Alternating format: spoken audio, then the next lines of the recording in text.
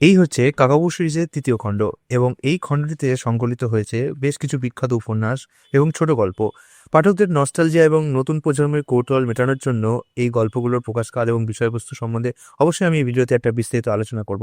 কিন্তু তার আগে সেখানে যাওয়ার পূর্বে আমি সুনীল গঙ্গোপাধ্যায়ের যে ভূমিকা তিনি পাঠকদের জন্য লিখেছেন সেটা পড়ে নিচ্ছি। এই খণ্ডে কাকাবাবু ও সন্তুর কয়েকটি উপন্যাসের সঙ্গে ৩টি ছোট গল্প রয়েছে। কাকাবাবু এমনই বড় মাপের মানুষ যে তাকে ছোট গল্পে ঠিক আটানো যায় না। কাকাবু বড় মাপের হতেই পারে, তার কাণ্ড কারখানাও বড়ই হয়, বিশালই হয়, স্বাভাবিকভাবেই তাকে ছোট মাপের কি করে আটাবে। সেই জন্য এই পর্যন্ত মাত্র ৩টি গল্পই লেখা হয়েছে কাকাবুকে নিয়ে, যেটা সত্যি না। পরবর্তীকালে আরো অনেক গল্প লেখা হয়েছে যেগুলো কিনা খণ্ডে স্থান পায়নি। বাট সুনীল গঙ্গোপাধ্যায় যখন লিখেছিলেন এটা, এর প্রকাশকালটা দেখাচ্ছি। এটা যখন লিখেছিলেন সেটা হচ্ছে তার আগেই, লাস্ট 1994, 1994, মানে আপনার আমার জন্মেরও আগে। তো সেই দিক থেকে তখনকার অবধি ৩টে গল্প লেখা হয়েছে।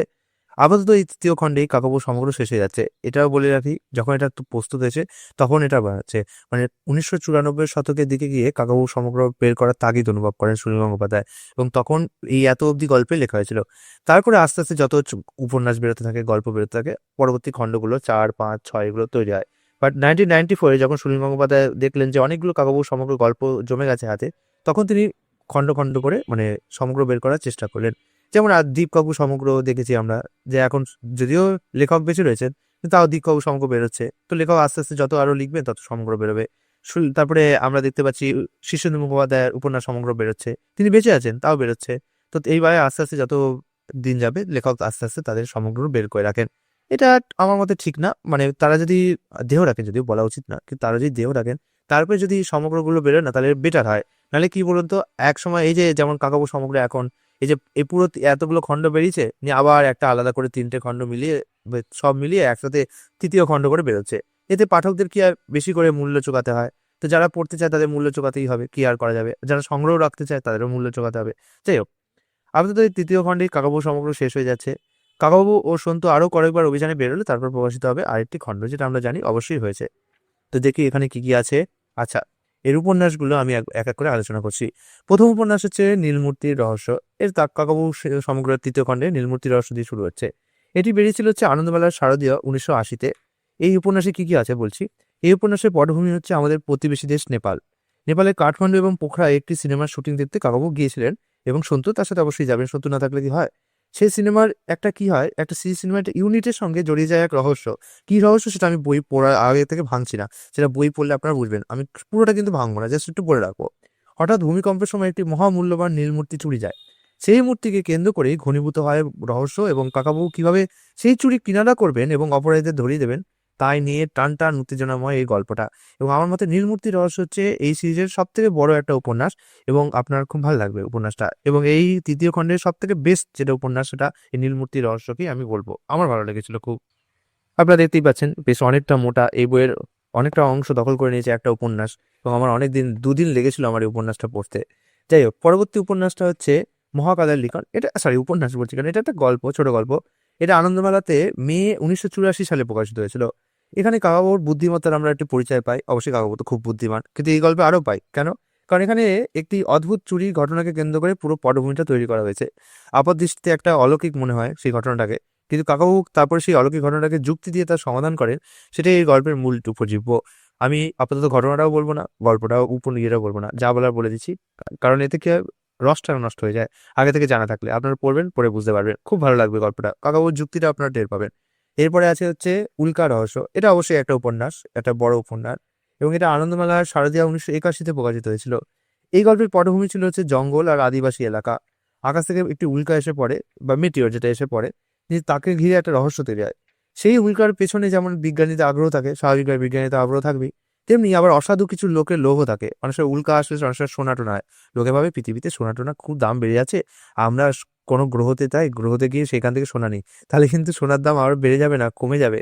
যেমন অ্যালুমিনিয়াম, অ্যালুমিনিয়াম এখন দেখেছেন তো, ওষুধের ফয়েল ছিঁড়ে ফেলে দিই। একসময় অ্যালুমিনিয়াম রাজাদের কাছে ইউজ হতো, সোনার মতো বিশাল দামি ছিল। তারপরে কি হলো, বিজ্ঞানীরা একটা পদ্ধতি বের করলো যাতে অ্যালুমিনিয়াম খুব সহজে বের করা যায়। তারপর থেকে অ্যালুমিনিয়ামের দাম চটচট করে নেমে গেল। তো আজকের দিনে যারা সোনা সংগ্রহ করে রাখছেন, একবার ভেবে রাখবেন, যদি ভবিষ্যতে সোনা এরকমভাবে বিজ্ঞানীরা পেয়ে যায় কোনো উপায়ের মাধ্যমে, বা কোনো উল্কা এসে পড়ে যেখানে প্রচুর সোনা রয়েছে, তাহলে কিন্তু সোনা ভয়ানকভাবে ক্র্যাশ করবে। সোনা রূপো সব ক্র্যাশ করবে। আর যার ডিমান্ড বেশি, তার সাপ্লাই বেশি, তাহলে তার দাম কম হবে, স্বাভাবিক হবে। এটা রুলস তো বলে ইকোনমির। তো যাই হোক, এই উল্কা রহস্যের মধ্যে আর কি কি আছে বলে দিচ্ছি।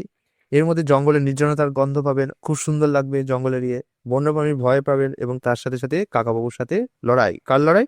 সেই দুষ্টুদের। ও সেই কাকাবাবু প্রত্যেকটা উপন্যাসে কোনো না কোনো বাজে লোক চলেই আসে। আর কেন জানি না অদ্ভুতভাবে সেই বাজে লোকগুলো কাকাবাবুকে টার্গেট করে। আমি মানে বাজে লোকগুলো এত বাজে হয় যে মানে মেরে ফেলবে বা ইয়ে করবে সেরকম। আর কোনো না কোনোভাবে কাকাবাবু ঠিক পালিয়ে যায়। মানে আমি ভাবি গল্প উপন্যাসে যখন কোনো লোককে ধরা হয়, এমনিতে ওরা কিন্তু বন্দুক নিয়ে মেরে ফেলবে। যেই হিরো ধরা পড়বে, হিরোকে কিন্তু সহজে মারবে না। এমনিতে আপনার গল্প উপন্যাসে দেখবেন যে ভিলেন লড়াই করতে আসছে, অন্যান্য লোকদের গুলি করে মেরে ফেলবে। যখন ভিলেন হিরো লড়াই করতে আসবে, তখন কেন জানি না ওরা গুলি করে মারবে না, বা মারলেও গুলিটা কিছুতেই হিরোর গায়ে লাগবে না। এটা একটা অদ্ভুত। তেমনি কাকাবাবুর কাছে দেখি অন্যদের কিন্তু ধরে মেরে ফেলবে, কিন্তু কাকাবাবুকে যখন ধরবে তখন ওকে আটকে রেখে দেবে কিছুক্ষণ, যাতে কাকাবাবু পালিয়ে যেতে পারে। এটা আমি ছোটবেলায় ভাবতাম যে এটা কি, কেন হয় এরকম? লেখক সকল কোনো সময় একটা একটুখানি চোটও দেবে, হয়তো ছ্যাঁকা দিল বা দিল, মানে বড় কোনো চোট দেবে না। এটা একটা অদ্ভুত ব্যাপার। আর একটা মিশর রহস্যে তো হানি আল-কাদির কথা বলেছি, ও তো ভিলেন মনে হচ্ছিল কিন্তু লাস্টে গিয়ে ভিলেন হলো না। তো এরকম কিছু টুইস্টও আছে কাকাবাবুতে। তো এরপরে দেখি উপন্যাসটা উল্কা রহস্যর পরে আছে হচ্ছে একটি লাল লঙ্কা। একটি লাল লঙ্কা তো গল্প, উপন্যাস না। 259, 259, একটি লাল লঙ্কা। এটা 1982 সালে প্রকাশিত হয়েছিল আনন্দমেলাতে, এবং নাম শুনে বোঝা যাচ্ছে যে গল্পটিতে বেশ একটি মজার মোড় রয়েছে। এটি মূলত কাকাবাবুর উপস্থিত বুদ্ধির গল্প। আর সামান্য একটি লাল লঙ্কা কিভাবে একটি বড় রহস্য সমাধান করে বা অপরাধীকে সাহায্য করতে কাজে লাগতে পারে, তাই এই গল্পে সুনীল গঙ্গোপাধ্যায় খুব নিপুণভাবে, খুব সুন্দরভাবে আমাদের দেখিয়েছেন। তারপরে যে কাকাবাবু হেরে গেলেন, কাকাবাবু হেরে গেলেন, কাকাবাবু হেরে গেলেন, এটি লাল লঙ্কা শেষ হচ্ছে না কেন? এটা তো গল্প, ছোট গল্প। হ্যাঁ, কাকাবাবু হেরে গেলেন। আচ্ছা, এইটা একটা উপন্যাস, অবশ্যই এটা গল্প না। এটা শারদীয়া আনন্দমেলা 1987-তে প্রকাশিত হয়েছিল, অনেক বছর আগে, আমাদের জন্মের আগেও। এই উপন্যাসের নামটি আপনাদের চমকে দিচ্ছে, অবশ্যই চমকে দেওয়ার জন্য যথেষ্ট। কাকাবাবু কি সত্যি হাঁটতে পারেন? মনে তো হয় না। তাই এই গল্পের প্রেক্ষাপটে এক প্রাচীন মন্দিরে গুপ্তধন এবং এক প্রত্নতাত্ত্বিক নিদর্শনের চোরাচালান, মানে একটা অ্যান্টিককে চোরাচালান হচ্ছে। এটা অবশ্য কাকাবাবুর গল্পে ঘুরে ফিরিয়ে আছে, কোনো কোনো কোনো অ্যান্টিক বা পশু চোরাচালান হয়। ভূপাল ও তার আশেপাশের এই ঐতিহাসিক স্থানগুলোতে চলে এই অভিযান। তো কাকাবাবু এর আগে ভূপাল রহস্য বলে একটা গল্প লিখেছে, তো এটা তারই একটা কন্টিনিউটি পাবেন, এবং এখানে ভূপাল রহস্যের অনেক, মানে কি বলবো, ভূপাল রহস্যের অনেক চরিত্র এখানে পুনরায় আপনারা পাবেন। তো এটাই এই অভিযান। এক ধুরন্ধর ভিলেনের মুখোমুখি হয়ে কাকাবাবুকে কঠিন পরিস্থিতি মোকাবিলা করতে হয়, এবং গল্পের শেষে জানা যায় কাকাবাবু কি সত্যি হারলেন, নাকি এটা তার একটা চাল। তো এটা কিন্তু আমি খুলবো না যে সত্যি হেরেছেন কি হারেনি, অবশ্যই আপনারা ধরে নিয়েছেন, আমি বলি আর না বলি কাকাবাবু হারতে পারেন না কখনো। হারলে কি আর হয়? তো যাই হোক, তবুও আপনারা পড়ুন, আনন্দ পান, মজা পান। আর যারা অলরেডি পড়েছেন তারা আমার কথা শুনে আনন্দ পান, তার ছাড়া আর কি করবেন। এরপরে উপন্যাসটা দেখি। পেয়েছি, গল্প, একটা সাধু বাবার হাত। আচ্ছা, ভালো করে বলে রাখি, সাধু কথার মানে এই না যে জটাজুটো হবে, সন্ন্যাসী হবে। সাধুর অনেক প্রকার আছে, ঠিক আছে? তো যারা কৃষ্ণ ভক্ত তারাও যেমন সাধু, তেমন জটাজুটো যারি আছে, ত্রিপুণ্ডধারী আছে বা পাহাড়ে আছে, তারাও সাধু। সাধু কথার মানে হচ্ছে যে সবার উপকার করবে, পরোপকার করবে, সেই হচ্ছে প্রকৃত সাধু। আমরা বলি না, বাহ লোকটা তো খুব সাধু, মানে যে উপকার করবে, পরোপকার করবে। আর মানুষকে কৃষ্ণ ভক্তি দেওয়ার থেকে বড় উপকার আর কি হতে পারে? তো যে মানুষকে কৃষ্ণ ভক্তি প্রদান করে, সেই সব থেকে বড় সাধু। তো কে সাধু জামা পরাও হতে পারে। সাধু হয় বাণী, সাধুকে চিন্তা হয় তার বাণী দেখে, না পরিভূষা দেখে। এমন অনেক লোক আছে যারা সাধুর মতো আচরণ করবে বাইরে থেকে, এবং সাধুর মতো বেশ করবে, মাথায় পড়বে। যেমন আমরা দেখি না, সতীতে একটা সিনেমা আছে, একটা যেখানে একটা ভণ্ড সাধু সর্বস্ব লুটে নিয়ে যায়। তো সাধুকে কিন্তু তার বেশভূষা দেখে চিনতে নেই, সাধুকে চিন্তা হয় তার কাজ আর তার কথা দেখে। দেখতে হয় সে যা বলছে তা করছে কিনা, এবং যা করছে তা বলছে কিনা। এবং আর তা এবার আপনারা বলতে পারেন, এবার যে কেউ কিছু দেখতে পারবো, কেউ যদি বলে আমি মদ খাই এবং সে মদ খায়, তাহলে সে সাধু হয়ে যাবে? না, এটা হয় না। দেখতে হবে শাস্ত্র যেটা বলেছে, সাধু ব্যক্তি সেই শাস্ত্র কথাই বলছে কিনা। শাস্ত্রতে অলরেডি ভগবান বলে গেছেন যে কি কি করতে হবে, কি কি করতে হবে না। সাধু ব্যক্তি কিন্তু সেই শাস্ত্রকে একদমই নিজের মতো করে বলবেন না, যা ভগবান বলেছেন ডিটো কপি আমাদেরকে বলবেন। এইভাবে সাধু চিন্তা হয় কিন্তু। তো এইখানে সাধু বাবার হাত থেকে আমি সাধু কথা বলছি, দেখেছেন? তো এটা আনন্দমেলার 1983-তে প্রকাশিত হয়েছিল। এটা একটা বুদ্ধিদীপ্ত ছোট গল্প। ভণ্ড সাধু বা অলৌকিক ক্ষমতার আড়ালে যে ধোঁকাবাজি চলে, তা কাকাবাবু ফাঁস করে দেন। আমিও আপনাদেরকে ফাঁস করে দিলাম কিভাবে সাধু কি চিন্তা আর কিভাবে চিন্তা হয় না, কাকাবাবু বলার আগে। কাকাবাবু তো একটা ঠিক কথা, সুনীল গঙ্গোপাধ্যায়ের ধোঁকাবাজি সাধু দেখিয়েছেন যে এরকম এরকম হয়। কিন্তু সুনীল গঙ্গোপাধ্যায় একটা ত্রুটি বলবো, যে তিনি কিন্তু আমাদের আসল সাধু কিভাবে চিন্তা হয় সেটা দেখাননি।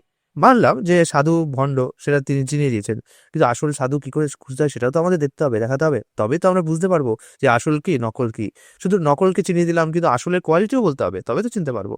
যাই হোক, এরপর আসছে হচ্ছে সন্তু আর এক টুকরো চাঁদ। এই উপন্যাসটা, এটা 1985 সালে প্রকাশিত হয়েছিল শারদীয় আনন্দমেলাতে। এই উপন্যাসে কাকাবু সিরিজটি অন্যতম সেরা থ্রিলার হিসেবে গণ্য করতে পারেন। এবং এখানে গল্পের কেন্দ্রবিন্দু স্বয়ং সন্তু, এক বিজ্ঞানী চাঁদের মাটি বা মুন রক নিয়ে গবেষণা করছিলেন, যা চুরি করার জন্য আন্তর্জাতিক চক্রান্তকারীরা হানা দেয়। ঘটনাচক্রে সন্তু অপহৃত হয়ে যায় এবং তাকে আফগানিস্তানের দুর্গম পাহাড়ে নিয়ে যাওয়া হয়। সন্তুকে উদ্ধার করা এবং দেশের সম্পদ রক্ষা করার জন্য কাকাবুর সঙ্গে যে মরণপণ লড়াই, তা পাঠকদের গায়ে কাঁটা দিয়ে দেবে। এবং এই গল্পে মনে আছে জোজো একবার বলেছিল নীল আর্মস্ট্রং নাকি ওর কাকা, ঠিক আছে? নীল আর্মস্ট্রং, তার মজা কি, ওর নাম বেরোলো হচ্ছে নীল আর্ম মানে বাহু, আর স্ট্রং মানে হচ্ছে কি বল, বাহুবল, বাহুবলী, নীল বাহুবলী, এরকম কিছু একটা বেরিয়েছিল, আমার এখন মনে নেই। তো এরকম তো জোজো হচ্ছে এমন একটা আমার একটা বন্ধু ছিল, সে খুব গুল মারতো, খুব ঢপ দিত। তো যখন জোজোর কাহিনীটা পড়তাম আমার ওই বন্ধুটার কথা মনে পড়তো। এবং আমি আমার জোজো আমার বলছি আমি কাকাবু যখন পড়তাম ওই জোজোর চরিত্রতে আমার ওই বন্ধুটার কথা মনে পড়তো, মানে জোজোর যে মুখ। আপনি দেখবেন যখন আপনি কোনো একটা উপন্যাস বা কোনো গল্প পড়েন, আপনার না একটা মানে চরিত্রকে একটা কল্পনা করে না যে এরকম হবে এরকম হবে, সবার একটা আলাদা আলাদা হয়, কিন্তু হয় এরকম। আমি যখন জোজো পড়তাম আমি কাকাবাবুর যে দেয়া চরিত্র, মানে সুনীল গঙ্গোপাধ্যায়ের যে দেয়া চরিত্র, সেটা ভাবে কল্পনা করতাম না। আমি সবসময় আমার ওই বন্ধুটার মুখ কল্পনা করতাম, এই জোজো, ঠিক আছে? আর এটা একটা বড় ফানি ব্যাপার, খুব মজাদার ব্যাপার, তখন ছোট ছিলাম কিন্তু ভালো লাগতো কল্পনা করে। আর রাগ হতো খুব ঠিক আছে, এই জোজোর প্রতি আমার খুব রাগ হতো। সন্তুকে আমি নিজে ভাবতাম যে আমি সন্তুর মতো একটুখানি কৌতূহল ভালোবাসে, ঘুরতে ভালোবাসে। আর জোজো হচ্ছে ওই আমার ওই ঢপবাজ বন্ধুটার মতো। যদিও ওর সাথে আমার বন্ধুত্ব ছিল, কিন্তু তবুও আমি ভাবতাম যে জোজোর সাথে সন্তু কিভাবে পাল্লা দেয়, কারণ আমি তো ওর ঢপবাজি গুলবাইতে অস্বস্তি বোধ করি। আর জোজো গুলবাইতে সন্তু মানে এদের বন্ধুত্ব একটা আলাদা লেভেলের, তাই না? যাই হোক, আচ্ছা, এই সকরে হয়ে গেল তো? হ্যাঁ, সকরেই হয়ে গেছে। সন্তু, এক টুকরো চাঁদ। আচ্ছা, এখানে কিছু গ্রন্থ পরিচয় আছে যেটা আমি আর বলবো না, আপনারা একবার পজ করে দেখে দিতে পারে। আর যারা আমাকে কমেন্ট করো কারা কারা আবার নতুন দেখছো এগুলো, মানে নতুন দেখছো মানে বইগুলো অলরেডি পড়া হয়ে গেছে এবং নতুন দেখছো, এতক্ষণ যদি দেখে থাকো। আর হ্যাঁ, আমি এখন কিছু এআই দেওয়া কন্টেন্ট বানাচ্ছি, যেগুলো তোমরা দেখেছো ওই ভিডিওগুলোতে। তো ওগুলোকে একটুখানি তোমরা দেখো, কারণ ওগুলোতে অনেক কিছু তোমরা জানতে পারবে, ওগুলোও কিন্তু খারাপ না, আমি নিজে ওগুলোকে দেখি। আমার বানানোর উদ্দেশ্য এটা যে আমি বইগুলো তো পড়তে পারি না, প্রতিদিন একটা করে বই কি পড়া সম্ভব বলো? তাই আমি কি করি, ওটা এআই দিয়ে একটা রিভিউ মতো বানিয়ে নিই। তো ওগুলো এই জন্য তোমাদের সাথে শেয়ার করিনি, যাতে আমিও দেখি তোমরাও দেখো। তো ওগুলো একটু দেখো, ওগুলো কিন্তু খুব ভালো। ওগুলো ভিউজ আসছে না, ভিউজের জন্য না, কিন্তু আমি বলবো ওগুলো দেখো, জিনিসগুলো বেশ ভালো লাগবে তোমাদের। যাই হোক, এইটুকু একটা ভিডিও ছিল, রাখছি।